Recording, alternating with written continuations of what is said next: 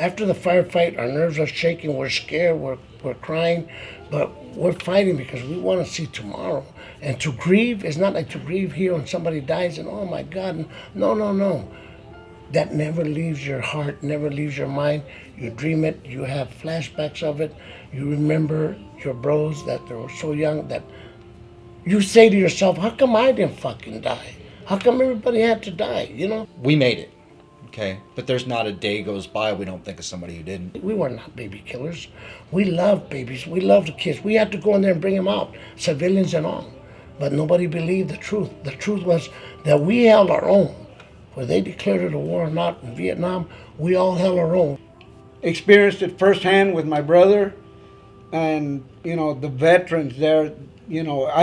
I give them an ear is the best I can do. Right. But in PTSD, we're all gonna die with it. We're all gonna die with it. And everybody says, you wanna help soldiers? Help us, because the issue belongs to an individual, but the money belongs to the soldier. And so do the spouses.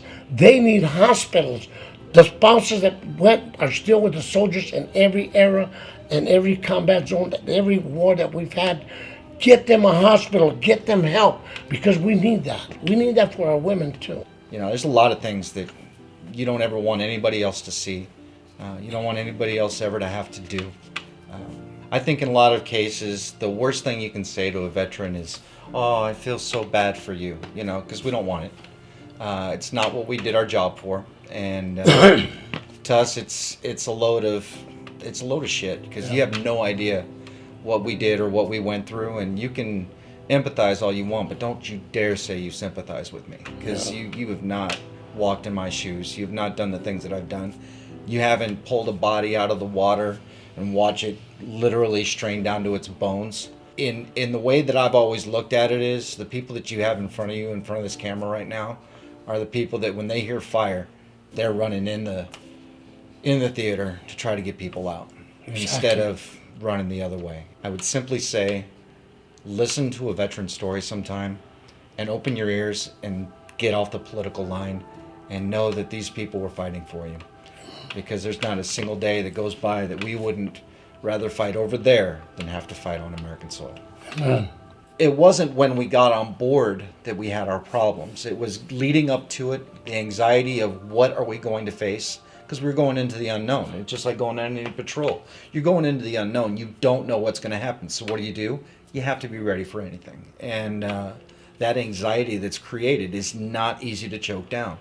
And then right afterwards, you have the dump, of everything that you've been an adrenaline junkie for all this amount of time that you were in the fight, and now it leaves you.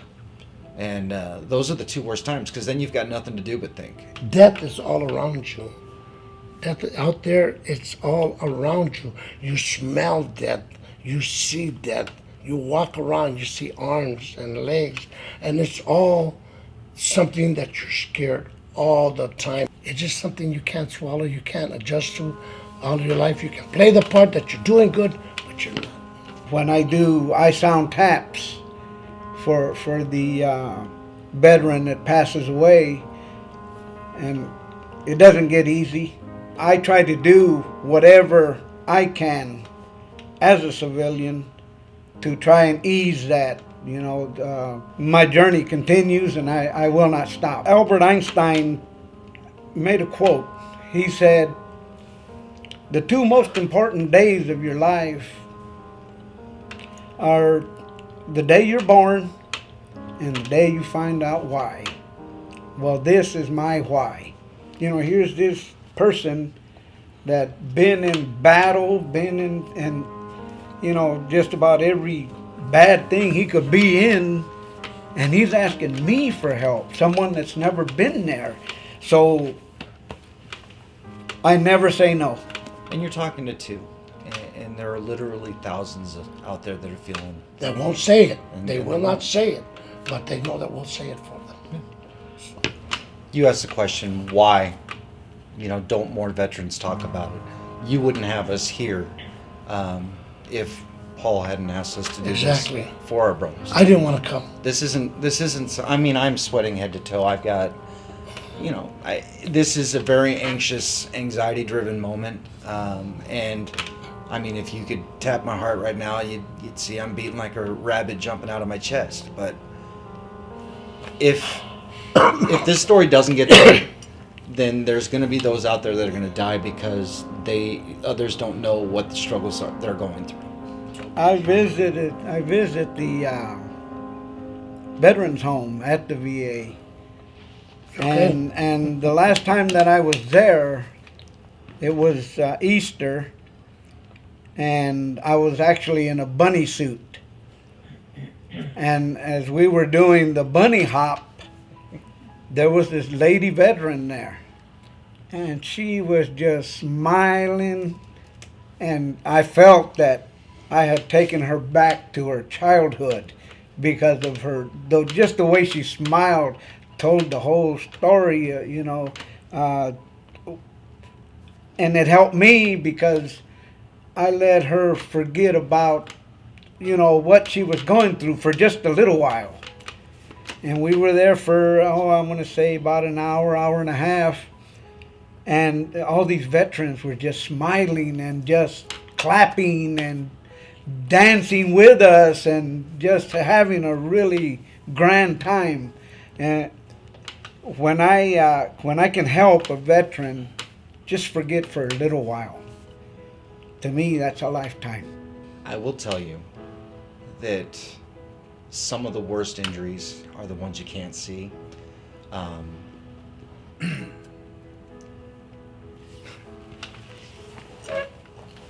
A struggle exists when you choose to fight it. And I won't ever give up. I'm 100% disabled, permanent and total. I have 3 vertebrae fused together in my neck. I have a shoulder surgery. I have 2 knee surgeries.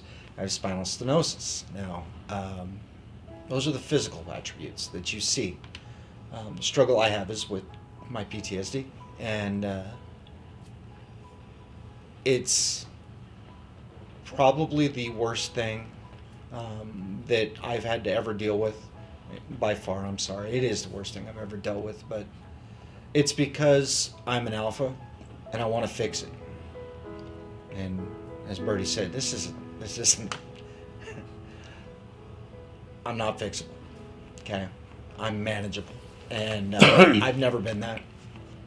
And I don't want anybody else to ever have to feel the way I feel without any help. So at the end of the day, look to your veterans, look to your brothers and sisters, and know that because we're not bawling and breaking down doesn't mean we're not struggling. Carnalas, all of you brothers and sisters, we're doing this for you and for us. I was diagnosed with Agent Orange / leukemia years ago. I also been diagnosed with PTSD. And let me tell you, this is not easy for me because we have to live this every day, like Dave says. And we have to feel that pain, sharp pain inside. We're not fixable. You can't repair us. But we're here to let the world know that God is in charge. He's going to get us there. All we have to do is walk His walk and do His work. And you brothers and sisters, pick up your head. Keep your heads up. You're going to be fine. I love each and every one of you. And we were there. All of us in Vietnam, we were there. It's okay. But it's not okay that they call us what they call us. But we came home and we did what we had to do. We went and we did our mission and came back home. And with all these injuries and sickness that we got, we're home, brothers and sisters. Pick your heads up. Keep on going. Never stop fighting until the fight is done. Never. Nunca paren de pelear. Nunca. Always, brothers. I love you, and God bless all of you. My mission for me is to do the best I can to help the veterans. That doesn't matter what branch they served. As the Sergeant at Arms in the Marine Corps League, we're taught that it does not matter what branch of service. We salute and honor all veterans of every military branch because they served the same flag. I went skydiving, I went Rocky Mountain climbing, I went 2.7 seconds on a bull named Fu Manchu. And I looked deeper and I spoke sweeter and I gave forgiveness I've been denying. And he said, someday I hope you get the chance to live like you were dying.